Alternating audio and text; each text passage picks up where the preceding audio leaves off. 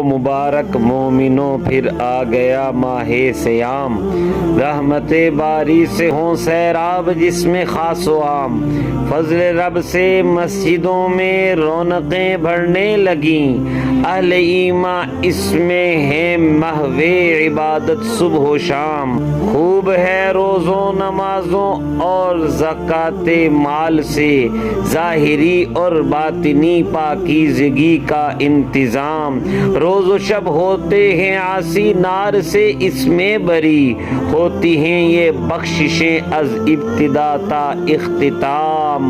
اس مہینے شیطاں تو ہیں قید میں جکڑے گئے، کاش اس میں کر سکے ہم نفس امارہ برام، ہو زباں یا کان آنکھیں روزہ سب اعضاء کا ہے، جھوٹ چغلی گانے باجے چھوڑے ہم سب الٹے کام، ہو نمازیں باجماعت ہو تلاوت شوق سے،